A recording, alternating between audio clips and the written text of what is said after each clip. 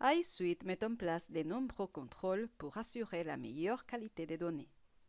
Ainsi, le processus d'interprétation comptable peut générer des erreurs dues, par exemple, à une mauvaise qualité des données ou à des erreurs de saisie manuelle.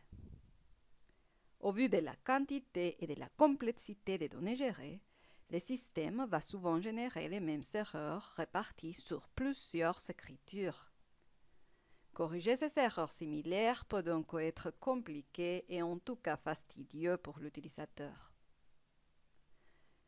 Les ingénieurs Axway travaillent continuellement à l'amélioration de l'expérience utilisateur et l'automatisation des actions répétitives permettant aux utilisateurs de gagner en rapidité et fiabilité est au cœur de leurs préoccupations. Ainsi, la fonction résoudre les erreurs similaires permet de sélectionner une cause d'erreur dans l'interface et ensuite d'appliquer la correction sur toutes les écritures possédant la même erreur en quelques clics, et donc de gagner en rapidité et productivité.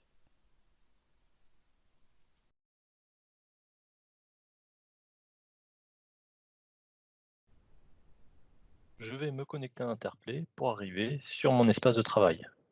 Donc sur cet espace, je vois que j'ai un certain nombre d'écritures comptables qui peuvent soit venir d'opérations diverses qui ont été rentrées dans Interplay, soit de rejets venant de Rule Engine. Donc je ouvre la dernière, je vois que sur celle-ci, j'ai 512 écritures élémentaires, et sur ces 512 écritures, j'ai 352 erreurs qui sont réparties, ce qui représente un nombre d'erreurs important et une mauvaise qualité de données évidente. Bien évidemment, Interplay permet de corriger ces erreurs, donc si je clique sur une erreur, il va m'amener là et m'indiquer que c'est le champ date comptable qui est vide. Je peux le modifier, acquitter l'erreur et sauvegarder. Donc là, j'ai une erreur en moins. Maintenant, si je dois encore faire ça sur 351 erreurs, ça va me prendre un certain temps. C'est pour ça que cette nouvelle fonctionnalité a été inventée. Heu, En cliquant simplement sur corriger les erreurs similaires, il va identifier qu'il y a 128 fois la même erreur sur la date comptable, donc il va m'emmener directement sur la date comptable, que je vais pouvoir corriger avec la date du jour et directement mes 128 erreurs sont corrigées.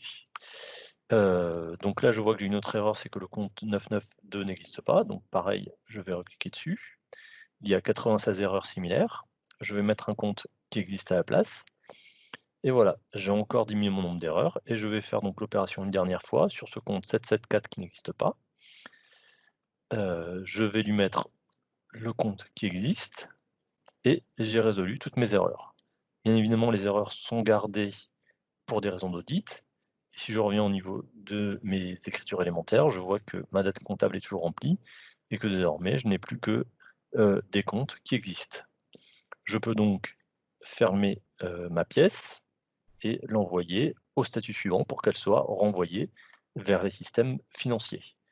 Donc, grâce à cette nouvelle fonctionnalité, je gagne énormément en temps puisque, en quelques clics et en l'ordre de quelques secondes, j'ai réussi à corriger un nombre très important d'erreurs et donc, je peux tenir les délais de ma clôture comptable.